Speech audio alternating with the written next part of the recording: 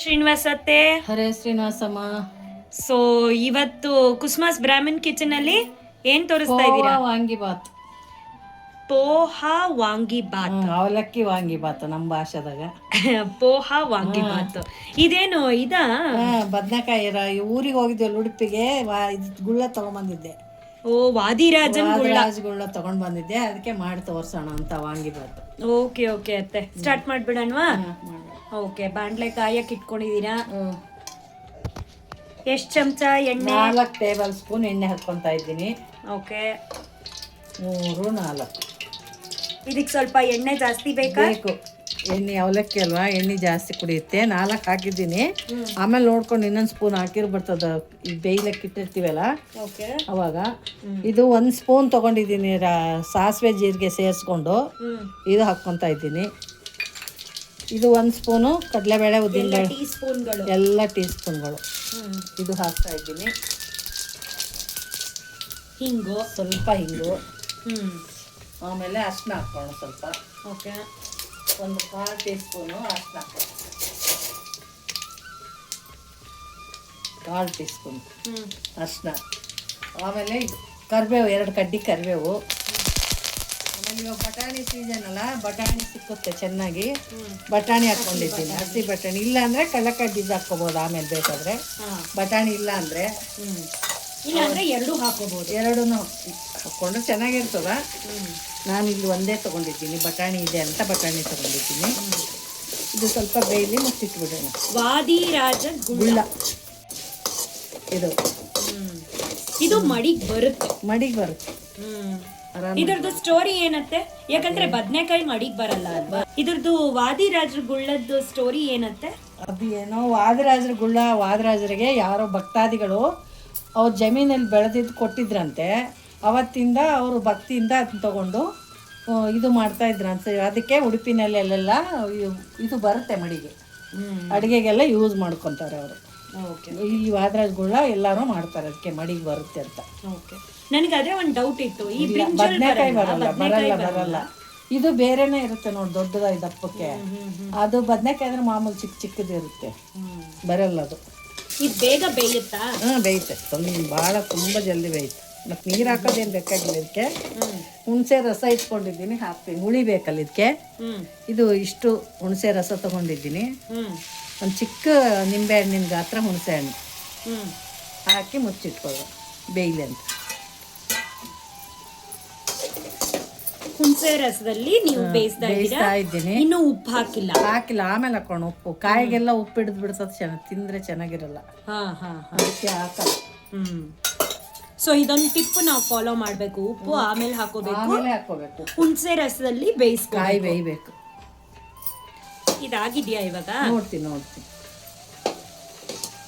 ಬೆಂದಿದೆ ಇಲ್ಲ ನೋಡ್ಕೋಬೇಕಷ್ಟೆ. ಇನ್ನೂ ಬೇಯಬೇಕು, ಬೆಂದಿಲ್ಲ, ಇನ್ನೂ ಸ್ವಲ್ಪ ಬೇಯಬೇಕು. ಸೊ ಹುಣಸೆ ನೀರು ಒಂದು ಸ್ವಲ್ಪ ಕಡಿಮೆ ಆದರೆ ಸ್ವಲ್ಪ ನೀರು ಹಾಕೋಬಹುದು, ಆಪ್ಷನ್ ಅದು.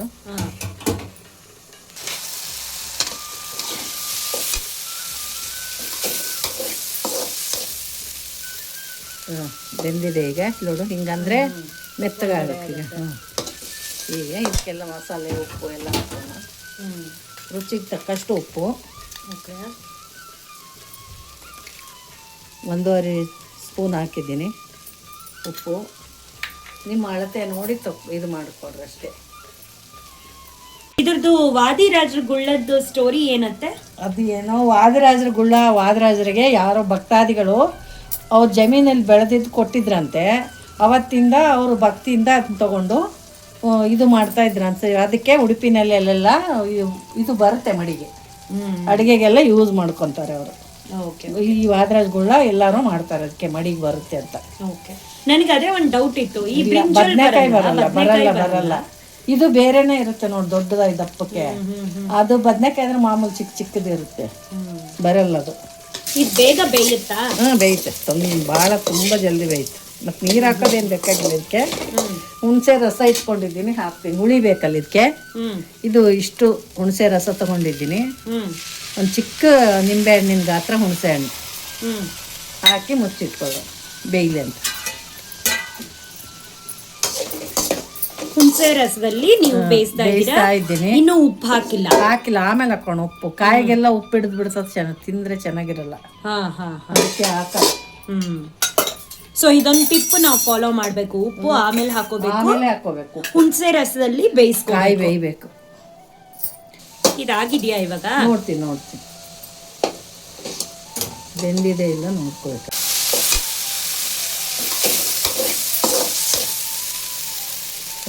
ಬೆಂದಿದೆ ಈಗ ನೋಡು. ಹಿಂಗಂದ್ರೆ ಮೆತ್ತಗಾಗಬೇಕು ಈಗ. ಈಗ ಇದಕ್ಕೆಲ್ಲ ಮಸಾಲೆ ಉಪ್ಪು ಎಲ್ಲ ಹಾಕೋಣ. ರುಚಿಗೆ ತಕ್ಕಷ್ಟು ಉಪ್ಪು. 1.5 ಸ್ಪೂನ್ ಹಾಕಿದ್ದೀನಿ ಉಪ್ಪು. ನಿಮ್ಮ ಅಳತೆ ನೋಡಿ ಇದು ಮಾಡಿಕೊಡ್ರಿ ಅಷ್ಟೇ. ಟೇಬಲ್ ಸ್ಪೂನ್ ಇದು ಹಾಕ್ಕೊಂಡಿದ್ವಿ. ಇಷ್ಟು ಅವಲಕ್ಕಿಗೆ. ಇದು ಅವಲಕ್ಕಿ ಚೆನ್ನಾಗಿ ತೊಳೆದು ಒಗ್ಗರಣೆ ಹಾಕೋ ಟೈಮಲ್ಲಿ ಚೆನ್ನಾಗಿ ತೊಳೆದು ಇಟ್ಕೊಂಡಿರೋದು. ಅದು ಬೇಯೋಷ್ಟರಲ್ಲಿ ಇದು ನೆನ್ಕೊಂಡಿರುತ್ತೆ ಅವಲಕ್ಕಿ.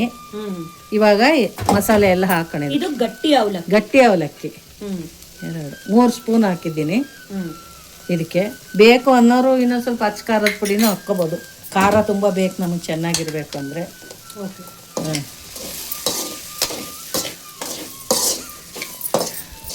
ಸ್ವಲ್ಪ ಡ್ರೈಯೇ ಇರುತ್ತೆ. ಸ್ವಲ್ಪ ಡ್ರೈಯೇ ಬೇಕಂದ್ರೆ ನೀವು ಹುಣಸೆ ನೀರು ಜಾಸ್ತಿ ಮಾಡ್ಕೊಂಡು ಹಾಕ್ಕೊಂಡು ಮೆತ್ತಗೆ ಮಾಡ್ಕೋಬೋದು ಮುದ್ದೆಯಾಗಿ. ಇಲ್ಲ ಅಂದರೆ ಹಿಂಗೆ ಉದುರಾಗೆ ಇರ್ಬೋದು. ಒಬ್ಬೊಬ್ರಿಗೆ ಇಷ್ಟ ಆಗಲ್ಲ ಮುದ್ದೆ ಇದ್ರೆ. ನಾ ಹೇಳಿದ್ನಲ್ಲ, ಎಣ್ಣೆ ಸ್ವಲ್ಪ ಕಡಿಮೆ ಆದರೆ ಹಾಕ್ಕೋಬೋದಂತ.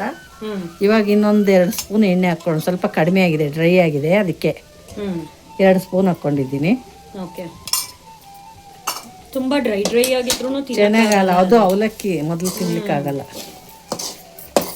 ಅದೇ ಇದು ಒಳ್ಳೆ ಟೇಸ್ಟಿ ಮತ್ತೆ ಕ್ವಿಕ್. ಸುಮ್ಮನೆ ಅವಲಕ್ಕಿ ಒಗ್ಗರಣೆ ಅಂದ್ರೆ ಸ್ವಲ್ಪ ಅಷ್ಟೊಂದು ಇಷ್ಟ ಆಗಲ್ಲ ಎಲ್ಲರಿಗೂ. ಯಾರಾದ್ರೂ ಮನೆಗೆ ಬಂದಾಗ ಈ ತರ ಮಾಡಿಕೊಟ್ರೆ ಚೆನ್ನಾಗಿರುತ್ತೆ. ಮತ್ತೆ ಇದು ಬದನೆಕಾಯಲ್ಲೇ ಮಾಡ್ಬೇಕಂತ ಏನಿಲ್ಲ. ಟೊಮೆಟೊ ಮಾಡ್ಬೋದು, ಕ್ಯಾಪ್ಸಿಕಮ್ಮು, ಆಲೂಗಡ್ಡೆ, ಇಲ್ಲ ಎಲ್ಲ ವೆಜಿಟೇಬಲ್ ಹಾಕಿನೂ, ಮಿಕ್ಸೆಡ್ ವೆಜಿಟೇಬಲ್ ಹಾಕಿನೂ ಮಾಡ್ಬೋದು. ವಾಂಗಿಬಾತ್ ಪೌಡ್ರ್ ಹಾಕಿ. ಇದು ಒಳ್ಳೆ ಲಂಚ್ ಬಾಕ್ಸ್ ಬೆಳಗ್ಗೆ ಮಕ್ಕಳಿಗೆ, ಬಾಕ್ಸ್ಗೆ, ಎಲ್ರಿಗೂ, ದೊಡ್ಡವರಿಗೆ ಒಳ್ಳೆ ಚೆನ್ನಾಗಿರ್ತದೆ. ಕ್ವಿಕ್ಕಾಗಿ ಮಾಡಿಕೊಡ್ಬೋದು. ಚೆನ್ನಾಗಿರುತ್ತೆ. ಒಂದು ಹೊಸ ವೆಜಿಟೇಬಲ್ ಯಾರು ಗೊತ್ತಿರಲ್ವೋ ಅವ್ರು ಎಕ್ಸ್ಪ್ಲೋರ್ ಮಾಡ್ದಂಗೆ ಆಗತ್ತೆ. ಇದು ಮಂಗಳೂರು ಸ್ಟೋರ್ಸ್ ಅಲ್ಲೆಲ್ಲ ಸಿಗುತ್ತೆ ವಾದರಾಜಗುಳ್ಳ. ಇಲ್ಲ ಅಂದ್ರೆ ಮಾಮೂಲು ಬದನೆಕಾಯಿನೇ ಹಾಕ್ಕೋಬಹುದು ಅವರು. ಅದೇ ಮಾಮೂಲು ಬದನೆಕಾಯಿ ಹಾಕೊಂಡು ಮಾಡಿದ್ರು ಬರುತ್ತೆ. ನಾವು ಯೂಸ್ ಆಗ್ಲಿ ಅಂದ್ಬಿಟ್ಟು ನಾನು ಇದು ತೋರಿಸಿದ್ದು. ಅದು ನಾವು ಹೋಗಿದ್ವಿ, ಸಿಕ್ಕಿತ್ತಲ್ಲಿ, ನಂಗೆ ಇಷ್ಟ ವಾದರಾಜಗುಳ್ಳ, ಅದಕ್ಕೆ ತಗೊಂಬಂದಿದ್ದೆ, ತೋರ್ಸೋಣ ಅಂತ ಮಾಡಿದ್ದು. ಇಲ್ಲ ಅಂದ್ರೆ ನಾರ್ಮಲ್ ಬದನೆಕಾಯಲ್ಲಿ ಮಾಡ್ಬೋದು. ಸ್ಟವ್ ಆಫ್ ಮಾಡ್ಕೊಂಡು ನಮ್ ವಾಂಗಿಬಾತ್ ರೆಸಿಪಿ ಯಾರ್ಯಾರು ನೋಡಿಲ್ವೋ ದಯವಿಟ್ಟು ಹೋಗಿ ನೋಡಿ. ತುಂಬಾ ಚೆನ್ನಾಗಿದೆ ವಾಂಗಿಬಾತ್ ಇರುತ್ತೆ, ನೋಡ್ಕೊಂಡ್ ಬನ್ನಿ. ಮತ್ತೆ ಎಲ್ಲಾರ ರೆಸಿಪಿಗಳು ನೋಡ್ಕೊಳ್ಳಿ. ನಿಮ್ಗೆ ಮಾಡ್ಕೊಳಕ್ ಆಗ್ಲಿಲ್ಲ ಅಂತ ಹೇಳಿದ್ರೆ ನಮ್ಗೆ ಆರ್ಡರ್ ಕೊಡಿ, ನಾವು ನಿಮ್ಗೆ ಡಿಸ್ಪ್ಯಾಚ್ ಮಾಡ್ತೀವಿ. ನಾನು ನಂಬರ್ನ ನಿಮ್ಗೆ ಹಾಕ್ತೀನಿ, ಯಾವ ನಂಬರ್ಗೆ ನೀವು ಹಾಕಿ ಆರ್ಡರ್ ಮಾಡ್ಬೋದು ಅಂತ. ಸೊ ನಾನು ಅದನ್ನ ಮಾಡ್ತೀನಿ. ರಸಂ ಪೌಡರು, ಸಾಂಬಾರ್ ಪೌಡರು, ವಾಂಗಿಬಾತು, ಆಮೇಲೆ ಪುಳಿಯೋಗರೆ ಪೌಡರು ಸಿಗುತ್ತೆ ನಮ್ಮ ಹತ್ರ. ನಮಗೆ ಒಳ್ಳೆ ರೆಸ್ಪಾನ್ಸ್ ಸಿಕ್ಕಿದೆ, ರಿವ್ಯೂಸ್ ಸಿಕ್ಕಿದೆ ಆ ಪೌಡರ್ಸ್ಗೆಲ್ಲ. ವಾದಿರಾಜಗುಳ್ಳ ಆ ವೆಜಿಟೇಬಲ್ ಯೂಸ್ ಮಾಡಿ ವಾಂಗಿಬಾತು, ಅವಲಕ್ಕಿ ವಾಂಗಿಬಾತು ಏನಾದ್ರೂ ಅನ್ಕೋಬಹುದು. ರೆಡಿ ಆಗಿದೆ. ಇದಕ್ಕೆ ನಿಮ್ಗೆ ತೆಂಗಿನಕಾಯಿ ಬೇಕಾದ್ರೂ ಹಾಕ್ಕೋಬಹುದು ಮೇಲೆ. ನಾನು ಹಾಕಿಲ್ಲ, ಏನಕ್ಕಂದ್ರೆ ಇದು ಪೌಡ್ರಲ್ಲೇ ನಾವು ಕೊಬ್ಬರಿ ಹಾಕಿದ್ದೀವಲ್ಲ, ಅದಕ್ಕೋಸ್ಕರ. ವಾಂಗಿಬಾತ್ ಪೌಡರ್ ಅಲ್ಲಿ ನಾವು ಕೊಬ್ಬರಿ ಯೂಸ್ ಮಾಡಿದೀವಿ, ಅದಕ್ಕೆ ನಾನು ಹಾಕಿಲ್ಲ. ನಿಮಗೆ ಬೇಕು ಅಂದ್ರೆ ಇನ್ನೂ ಟೇಸ್ಟ್ ಬೇಕಂದ್ರೆ ಸ್ವಲ್ಪ ತೆಂಗಿನಕಾಯಿ ಹಾಕೋಬಹುದು ಮೇಲೆ. ಆಮೇಲೆ ಶೇಂಗಾ ಹಾಕೋಬಹುದು. ಆಮೇಲೆ ಎಲ್ಲಾ ವೆಜಿಟೇಬಲ್ ಹಾಕೋಬಹುದು, ಬೇರೆ ಎಲ್ಲ ತರಕಾರಿಗಳು. ಇಲ್ಲ ಬರೀ ಟೊಮೆಟೊ ಮಾಡ್ಬೋದು, ಆಲೂಗಡ್ಡೆ ಮಾಡ್ಬೋದು, ಕ್ಯಾಪ್ಸಿಕಮ್ ಮಾಡ್ಬೋದು. ಅದು ಅವ್ರವ್ರ ಇಷ್ಟ. ಅದು ಅವ್ರ ಮನೇಲಿ ಏನು ತರಕಾರಿ ಇರುತ್ತೆ ಅದನ್ನ ಮಾಡ್ಬೋದು. ಬರೀ ಇದು ನಾ ತೋರಿಸಿನಿ ಅಂದ್ಬಿಟ್ಟು ಇದರಲ್ಲೇ ಮಾಡ್ಬೇಕಂತೇನಿಲ್ಲ. ದಯವಿಟ್ಟು ನಮ್ಮನ್ನು ಮುಂದುವರಿಸಿ. ಯಾರ್ಯಾರು ಸಬ್ಸ್ಕ್ರೈಬ್ ಆಗಿಲ್ವೋ ಇನ್ನೂ ಚಾನಲ್ಗೆ ದಯವಿಟ್ಟು ಸಬ್ಸ್ಕ್ರೈಬ್ ಆಗಿ. ಹಾಗೆ ರೆಸಿಪೀಸ್ನೆಲ್ಲ ಫಾರ್ವರ್ಡ್ ಮಾಡಿ, ಬೇರೆಯವ್ರಿಗೂ ಹೆಲ್ಪ್ ಆಗುತ್ತೆ. ಇದರಿಂದ ನಾವು ಈ ಯಂಗ್ಸ್ಟರ್ಸ್ಗಾಗಲಿ ಮತ್ತು ವರ್ಕಿಂಗ್ ಮಾಮ್ಸ್ ಇದ ಅಥೆಂಟಿಕ್ ರೆಸಿಪೀಸ್ನ ನಾವು ಶೇರ್ ಮಾಡ್ತಾ ಇದ್ದೀವಿ. ನಾವು ಯೂಟ್ಯೂಬ್ ಚಾನಲಲ್ಲಿ ನಮ್ಮ ಅತ್ತೆಗಿರೋ ಟ್ಯಾಲೆಂಟ್ನ ಅದನ್ನು ಮುಂದುವರಿಸ್ಬೇಕು ಅಂತ ಅಂದ್ಕೊಂಡು ಅವ್ರ ನಾಲೆಡ್ಜ್ನ ಶೇರ್ ಮಾಡ್ಕೋಬೇಕು ಅನ್ನೋದು ಮೇನ್ ಉದ್ದೇಶ ಈ ಚಾನಲ್ದು. ದಯವಿಟ್ಟು ಅದನ್ನು ಸಹಕರಿಸಿ ನಮಗೆ ಹೆಲ್ಪ್ ಮಾಡಿ, ಲೈಕ್ ಮಾಡಿ, ಶೇರ್ ಮಾಡಿ, ಸಬ್ಸ್ಕ್ರೈಬ್ ಮಾಡಿ, ಹೈಪ್ ಮಾಡಿ. ಹರೇ ಶ್ರೀನಿವಾಸ. ಹರೇ ಶ್ರೀನಿವಾಸ.